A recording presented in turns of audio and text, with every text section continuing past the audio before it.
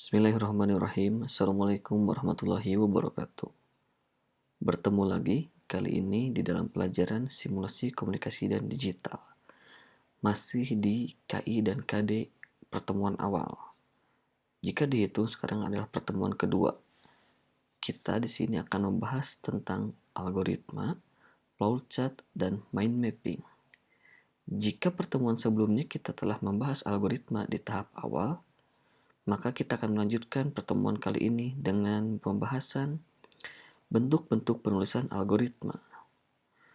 Bentuk-bentuk penulisan algoritma yaitu yang pertama ada algoritma yang berbentuk dengan deskriptif. Algoritma bertipe deskriptif adalah algoritma yang ditulis di dalam bahasa manusia sehari-hari, misalnya bahasa Indonesia atau bahasa Inggris dan bahasa daerah. Juga setiap langkah diterangkan di dalam beberapa kalimat. Nah, seperti misalnya ini contoh dari algoritma deskriptif. Yang sebelumnya yang telah kita buat yaitu seperti ini kan. Misal ini adalah algoritma untuk cara tidur nyenyak katanya. Perhatikan, algoritma yang ditulis yaitu tidak menggunakan bahasa sehari-hari. Selanjutnya, setiap langkah diterangkan di dalam beberapa kalimat. Seperti itu. Kemudian, ini adalah contoh yang nomor 2. Ini adalah algoritma deskriptif tentang cara mengirim pesan lewat email di komputer. Dan berikutlah langkah-langkahnya. Kita masuk ke bentuk-bentuk penulisan algoritma yang kedua, yaitu ada algoritma dalam bentuk flowchart. Selain dalam bentuk tulisan, algoritma juga dapat ditulis di dalam bentuk diagram-diagram dengan anak panah sebagai urutan langkah algoritmanya. Algoritma yang ditulis dengan simbol-simbol ini yaitu dinamakan dengan flowchart. Nah, bentuk-bentuk penulisan algoritma dari simbol-simbol flowchart, saya akan tunjukkan beberapa simbol-simbol flowchart. Yang pertama, ada simbol terminator. Gambarnya sebagai berikut dengan nama terminator dan memiliki fungsi untuk permulaan atau akhir program. Jadi, nanti simbol ini akan muncul di permulaan atau di akhir, awal dan akhir ya. Selanjutnya, kemudian simbol yang kedua adalah seperti gambar panah ya, atau dengan nama lain yaitu garis alir atau flow line. Fungsi dari garis alir ini adalah sebagai aliran program. Dan yang ketiga, gambarnya sebagai berikut dengan nama simbol preparation atau dengan fungsinya proses inisialisasi atau pemberian harga awal. Kemudian ada simbol dengan bentuk persegi panjang. Yang ini adalah proses, namanya proses, dan memiliki fungsi untuk proses perhitungan atau proses pengolahan data. Selanjutnya, ada simbol yang dinamakan dengan input atau output data. Fungsi dari simbol ini adalah untuk menginput dan output data ataupun di parameter dan segala informasi. Dan selanjutnya, simbol-simbol dari flowchart ada yang dinamakan dengan subprogram. Subprogram simbolnya sebagai berikut dan memiliki fungsi yaitu permulaan subprogram atau proses menjalankan subprogram. Lalu ada juga simbol seperti ini atau disebut decision. Ini adalah simbol ini berfungsi sebagai perbandingan, pernyataan, penyeleksian data yang memberikan pilihan untuk langkah selanjutnya. Lebih ke untuk fungsinya itu sebagai penyeleksian ya. Kita lanjut. Ada simbol lingkaran atau yang kita sebut dengan on-page connector. Fungsi dari simbol ini adalah penghubung bagian-bagian flowchart yang berada pada satu halaman. Kemudian yang kita terakhir pelajari yaitu ada simbol seperti berikut. Simbol ini dinamakan off-page connector yang berfungsi penghubung bagian-bagian flowchart yang berada pada halaman berbeda. Nah, itulah simbol-simbol dari flowchart untuk penulisan algoritma berbentuk diagram alir atau flowchart. Kita masuk ke jenis-jenis diagram alir ya. Jenis-jenis dari algoritma diagram alir atau yang sedang kita pelajari yaitu flowchart terbagi atas 5 jenis. Yang pertama yaitu flowchart dengan jenis sistem. Yang kedua, flowchart paperwork atau flowchart dokumen. Dan yang ketiga, flowchart skematik. Selanjutnya yang nomor 4 yaitu flowchart program. Dan yang terakhir yaitu flowchart proses. Lalu kita masuk ke contoh-contoh algoritma dalam flowchart. Nah, setelah kita mempelajari tentang bagaimana simbol-simbol yang kita digunakan dalam flowchart ini, lalu bagaimana sih bentuk dari algoritma flowchart yang sesungguhnya? Nah, seperti ini kira-kira. Ini adalah algoritma mengirim surat. Kita bisa lihat simbol-simbolnya seperti berikut. Ada mulai, lalu kita mempersiapkan kertas atau kartu ucapan. Selanjutnya, di dalam proses selanjutnya yaitu kita mempersiapkan amplop. Dan selanjutnya, proses yang kita lakukan yaitu siapkan alat tulis. Lalu, proses yang selanjutnya juga kita melakukan mulai menulis ucapan. Setelah itu, kita melakukan proses memasukkan kertas ke dalam amplop. Lalu, kita melakukan proses lagi yaitu lem amplop. Setelah lem amplop, kita melakukan lagi tulis alamat tujuan. Dan setelah ini kita melakukan ada pilihan yaitu menempel perangko. Jika sudah ada perangko, maka lem perangko. Dan jika belum ada, maka harus beli dulu. Dan jika sudah beli dulu, kita lem langsung ke jika belum ada, kita harus beli dulu ke kantor pos. Dan jika kita sudah kantor pos, balik lagi kita harus menempel perangko. Dan setelah menempel perangko, kita kirim deh surat-surat yang akan kita kirim di kantor pos. Dan selesai. Itulah algoritma dalam mengirim surat di dalam bentuk flowchart. Lalu contoh yang kedua, misal ini adalah contoh algoritma dalam bentuk flowchart untuk kegiatan makan. Bisa kita lihat sebagai berikut. Yang pertama kita mulai tentunya ya. Terus kita melakukan proses cuci tangan.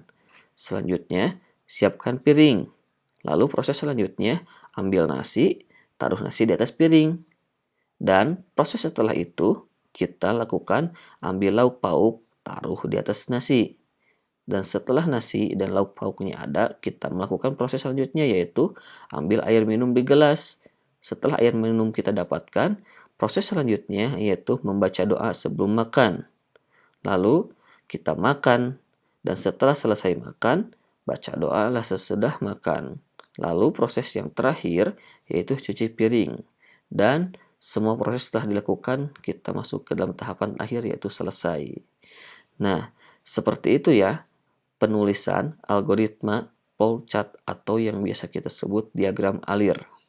Simbol-simbolnya hanya sederhana seperti ini. Jika mudah dipahami, coba nanti kalian buat di akhir ya. Kita masuk ke pembahasan selanjutnya. Pembahasan selanjutnya yaitu tentang mind mapping atau peta minda. Kita masuk ke pengertiannya terlebih dahulu.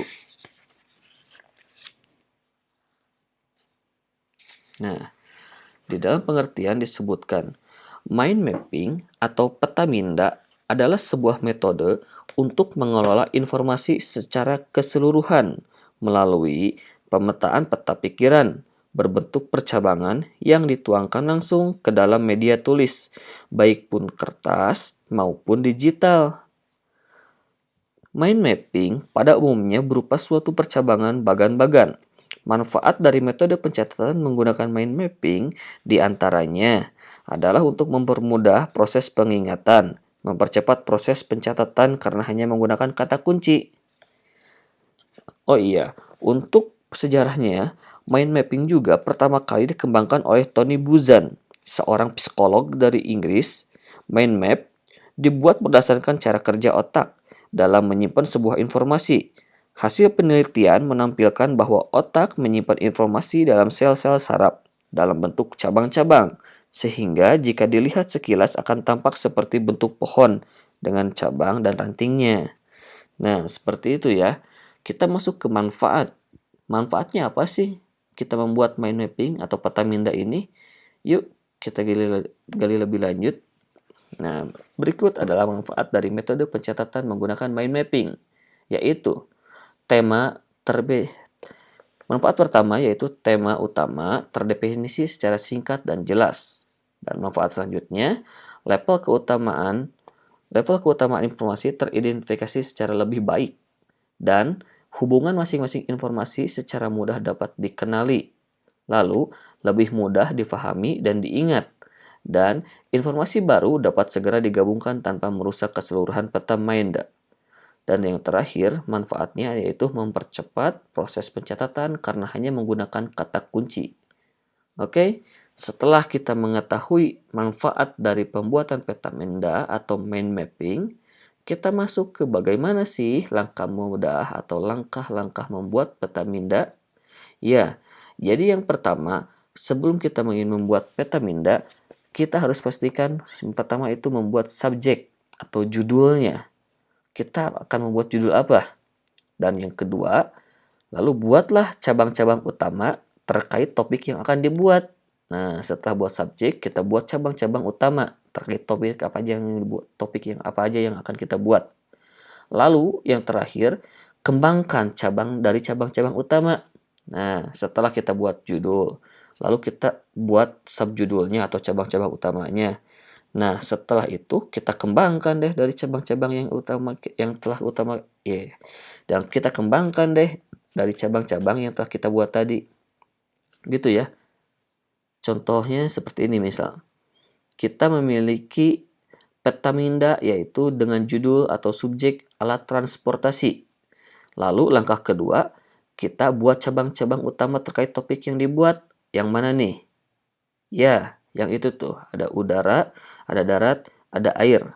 Berarti ini dalam artian di dalam alat transportasi terbagi menjadi alat transportasi udara, ada alat transportasi darat, dan ada alat transportasi air. Lalu langkah nomor ketiga, kita ingat yaitu kembangkan cabang-cabang utama. Nah, dari dalam cabang-cabang seperti udara, darat, air, kita kembangkan deh. Misalnya, di dalam subjudul atau cabang-cabang utama udara, di dalam udara ini ada alat transportasi udara ini ada apa aja sih? Nah, kita tulis ada pesawat, helikopter, jet, dan lain-lain. Atau misalnya di darat. Di darat itu ada sepeda motor, mobil, bus, kereta api, dan lain-lain juga. Atau di air. Di air itu misalnya ada kapal, ada jet ski, dan lain-lain. Seperti itu lah contoh utamanya. Nah, kayak gini. Kita kasih tunjuk ya. Nah, ini seperti ini penempatannya. Yang warna hijau berarti itu adalah poin nomor kedua. Yang warna kuning itu berarti poin nomor pertama langkah-langkahnya. Dan yang warna orange itu berarti poin yang ketiga. Nah, seperti ini ya kira-kira. Bagaimana? Ya terbayangkan? Gampang ya? Insya Allah gampang. Nah, ini contoh peta minda. Nih, yang tadi kita buat. Ini berarti peta minda ini menggambarkan bahwa alat transportasi terbagi menjadi tiga. Ada udara, ada darat, dan ada air.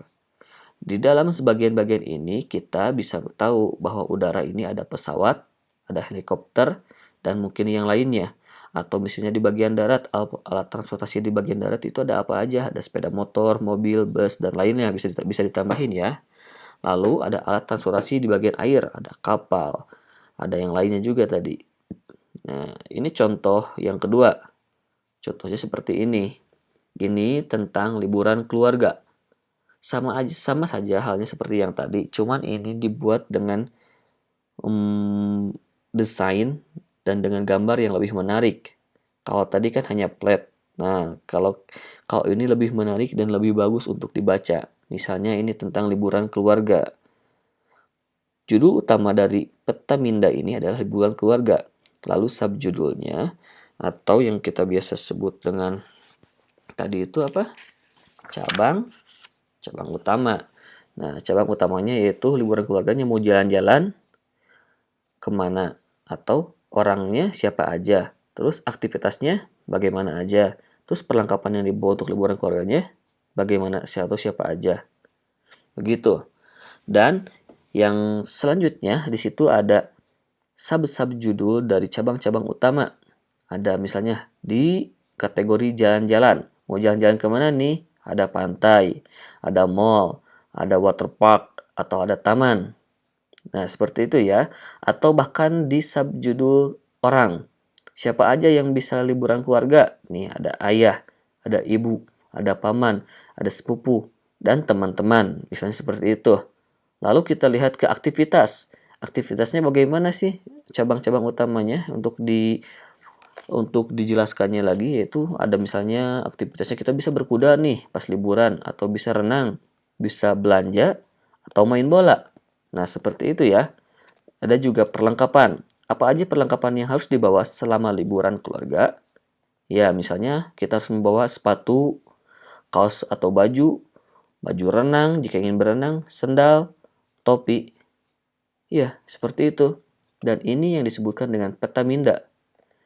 Peta minda yang sederhana, tetapi jika kita buat, kita bisa lebih mudah untuk mengerti tentang sebuah kegiatan. Kita tadi telah belajar Paul-Chart algoritma tentang diagram alir, dan kita sekarang belajar tentang contoh-contoh dari peta minda. Nah, bagaimana? Bisa kan membuatnya? Insya Allah gampang. Pertemuan kita kali ini hanya akan membahas itu saja, antara peta minda dan Paul-Chart. Bagi teman-teman yang masih sulit atau masih ada pertanyaan, silahkan ajukan pertanyaan kepada saya secara langsung.